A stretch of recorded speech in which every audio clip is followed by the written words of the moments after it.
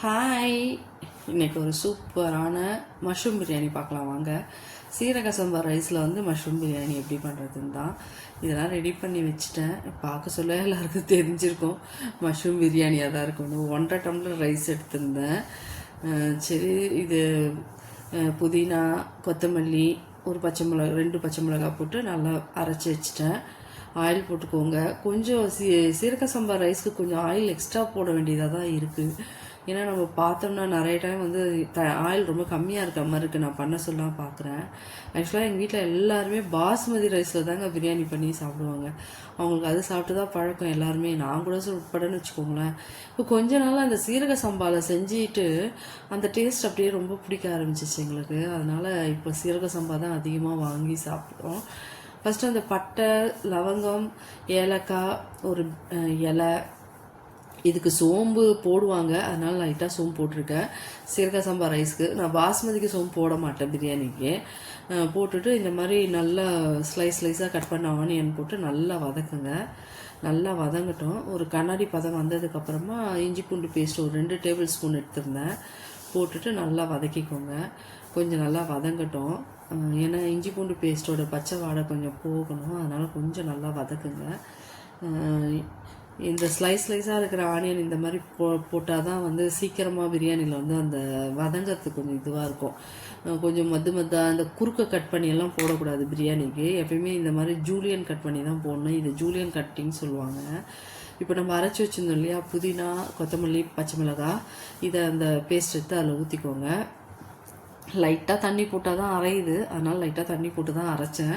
ஏன்னா மொத்தமாக அரைச்சா அது வந்து திருத்திரியாக தான் இருக்குது, அரைய மாட்டேங்குது. அதனால் இப்போ இந்த பேஸ்ட்டை போட்டு நல்லா எண்ணெயில் கொஞ்சம் வதங்கட்டும். கொஞ்சம் வதங்கி அந்த தண்ணி கொஞ்சம் சுண்டுற அளவுக்கு கொஞ்சம் வதங்கட்டும்னு விடுங்க.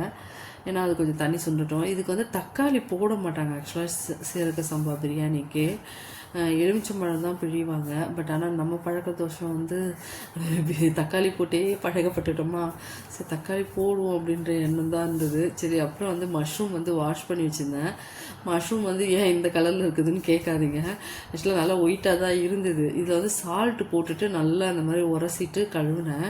அது கலர் இப்படி ஆகிடுச்சு. அது ஒன்றும் பிரச்சனை கிடையாது. ஏன்னா அதில் இருக்கிற அழுக்கு போயிடுச்சா, அவ்வளோதான் வேணும் நமக்கு. கலர் எப்படி மாறினா கூட ஒன்றும் பிரச்சனை இல்லை. எப்படி இருந்தாலும் கலர் மாறதான் போகுது மஷ்ரூமு. அதனால் மஷ்ரூம் போட்டு ஒரு வதங்கினோன்னா ஒரே ஒரு தக்காளி பழம் கட் பண்ணி வச்சுருந்தேன். அதையும் போட்டு கூட அப்படியே ரொம்ப மேஷ் பண்ணாத அளவுக்கு கலரி விட்டுட்டே இருந்தேன். இப்போ வந்து கொஞ்ச நேரம் அப்படியே வதங்கட்டும். எண்ணெய் கொஞ்சம் பிரியட்டோன்றதுக்காக தான் அப்படி கொஞ்சம் வைக்கிறது. வச்சுட்டு தயிர் கொஞ்சம் ஆட் பண்ணேன். இதில் வந்து ஒரு 1.5 ஸ்பூன் கிட்ட தயிர் ஆட் பண்ணேன். இந்த புளிப்பு நமக்கு வேணும் இல்லையா, எப்படியும் நமக்கு வந்து பிரியாணியில் கொஞ்சம் புளிப்பு வேணும்.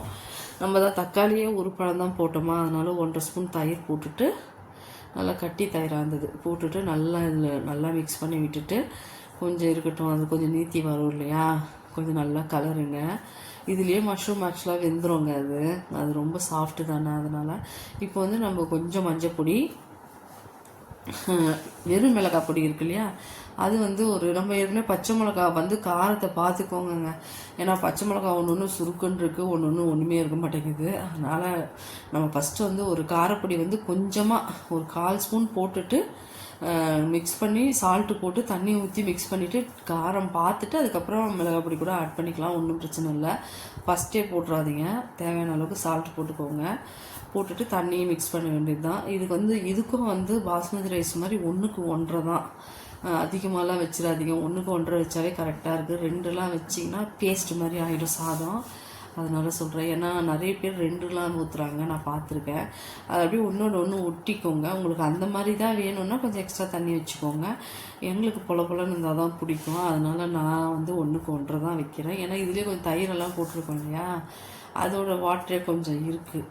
அதனால் 1க்கு 1.5 தண்ணி அந்த மிக்ஸி ஜார் கழுவுனதெல்லாம் ஊற்றி வச்சுருந்தேன். சரி, அப்படியே அதையும் ஆட் பண்ணிட்டேன். அது ஒன்றும் பிரச்சனை இல்லை. அந்த மாதிரி ஊற்றிக்கலாம். ஊற்றிட்டு இது மாதிரி நல்லா தண்ணியை வந்து மிக்ஸ் பண்ணி கழுவி சுற்றி தொடச்சி விட்ருங்க. உப்பு இந்த டைமில் வந்து காரம் பார்த்துக்கோங்க, உப்பு பார்த்துக்கோங்க. இப்போ வந்து நீங்கள் காரம் பார்த்தீங்கன்னா எவ்வளோ இருக்குதுன்னு தெரியும். இப்போ காரம் பார்த்தீங்கன்னா உங்களுக்கு வந்து காரம் கம்மியாக இருந்தால் கூட காரப்பொடி போட்டுக்கலாம், ஒரு பிரச்சனையும் கிடையாது. முதலே நம்ம போட்டுட்டோன்னு வச்சுக்கோங்க, பச்சை மிளகாயில் எவ்வளோ காரம் இருக்குதுன்னு தெரியாது. ஆக்சுவலாக 1.5 டம்ளர் ரைஸ்க்கு ஒரு பாக்கெட் மஷ்ரூம் வந்து கொஞ்சம் அதிகமாக தான் இருந்தது. டேஸ்ட் வைஸ் வந்து பிரியாணி வந்து அடிச்சிக்கவே முடியாதுங்க. நான் போட்டதெல்லாம் பத்தலை, திருப்பி கொஞ்சம் உப்பு போட்டேன், கொஞ்சம் காரம் போட்டேன், போட்டுட்டு அப்படியே கலரி விட்டுட்டு நல்லா ஒரு கொதித்து வரட்டும்னு சொல்லிவிட்டு ஃபைனலாக ஒரு தடவை உப்பு காரம் பார்த்துக்கோங்க. பார்த்துட்டு ரைஸ் போட்டுருங்க. ரைஸ் வந்து 1 மணி நேரம் ஊற வச்சுருந்தேன். அந்த மாதிரி ஊற வச்சிங்கன்னா டக்குன்னு வெந்து போகுது. இந்த ரைஸை போட்டுட்டு நல்லா ஒரு கலர்லாம், இது பாசுமதியில் தான் கொஞ்சம் பயப்படணும், இது வந்து பயப்பட வேண்டியதில்லை. நல்லா ஒரு கலரிட்டு கடைசியாக வந்து லெமன் கொஞ்சம் பிழிஞ்சிக்கோங்க. அந்த டம் போடுறதுக்கு முன்னாடி லைட்டாக லெமனை பிழிஞ்சு விட்டுட்டு, டம்மெல்லாம் நான் போடல, கீழே ஒரு தோசைக்கல்லை வச்சுட்டு இதை தூக்கி வச்சுட்டு அந்த மூடி வந்து கரெக்டாக இருக்கும் இதுக்கு, அந்த மூடியை மேலே மூடி வச்சுட்டேன். அது அழகாக டம் ஆகிடுச்சின்னு வச்சுக்கோங்களேன். லெமன் லைட்டாக தான் போட்டேன், ஆல்ரெடி தயிர் போட்டிருக்கோம், தக்காளி ஒன்று போட்டிருக்கோம். அதனால் சரி நம்ம கொஞ்சம் லெமனை கம்மியாகவே போடுவோம், ஓவர் புளிப்பாயிடக்கூடாது இல்லையா. அதனால் செம்மையாக இருந்துச்சுங்க. உண்மையிலேயே சொல்கிறேன், மஷ்ரூம் பிரியாணியை அவ்வளோ அடிச்சிக்கவே முடியாது, அவ்வளோ நல்லா இருந்தது. இந்த கரம் மசாலாலாம் அந்த எண்ணெயில் பொரிஞ்சதுக்கப்புறமே எடுத்துறதே பெட்டருங்க. நான் எடுத்துட்டேன் அந்த லீஃபை கூட. இந்த மாதிரி ஒரு தண்ணி வந்து கரெக்டான இந்த தண்ணி நிற்கக்கூடாது, சாதத்தோடு எல்லாம் ஒன்றா இருக்க சொல்ல நம்ம டம் போடணும். போட்டுட்டு ஒரு 20 மினிட்ஸ் விட்டுட்டு பார்த்திங்கன்னா எடுத்தால் பொலன்னு அவ்வளோ நல்லா வந்திருந்தது பிரியாணி. செம்ம டேஸ்ட்டுங்க. உண்மையிலேயே நைட்டு கொஞ்சம் எடுத்து வச்சது சாப்பிட்டோம், ஐயோப்பா செம்மையாச்சு. உண்மையிலேயே வேறு லெவல். இதுக்கு வந்து அவிச்ச முட்டையும் ரைத்தாவும் தான் வச்சேன், வேறு எதுவும் நான் பண்ணலை. கடைசியாக ஃபைனல் டச் கொஞ்சம் நெய் ஒரு டேபிள் ஸ்பூன் கிட்ட போட்டுட்டு ஒரு மிக்ஸ் பண்ணி விட்டுட்டேன். ஏன்னா ஒரு மிக்ஸ் பண்ணிட்டா எல்லா இடத்துலையும் போயிடும் இல்லையா. ஒரு கலரிட்டேன், அப்படியே கூட விடலாம். ஒரு மிக்ஸ் பண்ணி விட்டுட்டு தூக்கி தம்மில் போட்டாச்சு. தம்முனா துணி போட்டு மூடியும் போடலாம், இந்த பாத்திரத்தில் அப்படிலாம் போட முடியாது. இது கரெக்டான மூடி இருக்கிறதுனால நமக்கு ஒரு பிரச்சனையும் கிடையாது. அதனால் அப்படியே மூடி வச்சிட்டேன். டம் போட்டு ஒரு 20 மினிட்ஸ் கழித்து நான் திறந்து உடச்சி டம்மு உடச்சி பார்க்குறேன். அவ்வளோ நல்லா இருந்தது. உண்மையிலேயே நான் பிரியாணி கொஞ்சமாக தான் சாப்பிட்டுட்டு இருந்தேன், இதை நிறைய சாப்பிட்டேங்க, அவ்வளோ பிடிச்சிருந்தது. நீங்களும் இந்த மாதிரி ட்ரை பண்ணி பாருங்கள். மஷ்ரூம் பிரியாணி செம்மையாக இருந்துச்சு. ஒரு பேக்கெட் ரொம்ப அதிகமாக தான் இருந்தது, 1.5 டம்ளர் ரைஸ்க்கு. செம்மையாக இருந்துச்சுங்க, சாப்பிட்றதுக்கு என்ஜாய் பண்ணோம். ஆனால் உண்மையிலேயே செம்ம டேஸ்ட். இதில் சிக்கன் பண்ணேன், அதுவும் வேறு லெவலில் இருந்தது. மஷ்ரூம் வேறு லெவலில் இருந்தது சாப்பிட்றதுக்கு. ட்ரை பண்ணி பாருங்கள். தெரியாதவங்க இதே மெத்தடை ஃபாலோ பண்ணி ட்ரை பண்ணி பாருங்கள். லேர்னர்ஸ்க்கெலாம் ரொம்ப யூஸ்ஃபுல்லாக இருக்கும்னு நினைக்கிறேன். பிடிச்சிருந்தால் லைக் பண்ணுங்கள், ஷேர் பண்ணுங்கள், சப்ஸ்கிரைப் பண்ணுங்கள், மெயினாக கமெண்ட் பண்ணுங்கள். என்னோடய சமையல்லாம் பிடிச்சிருக்கான்ட்டு நான் சமையல் வீடியோ போடவா இல்லை ரொட்டீன் விளாக் போடவான்னு சொல்லி கமெண்ட்ஸில் யாராவது ஒருத்தர் சொல்லுங்கப்பா. நானும் ரொம்ப நாளாக கேட்குறேன், யாரும் எதையும் சொல்ல மாட்டேங்கிறீங்க.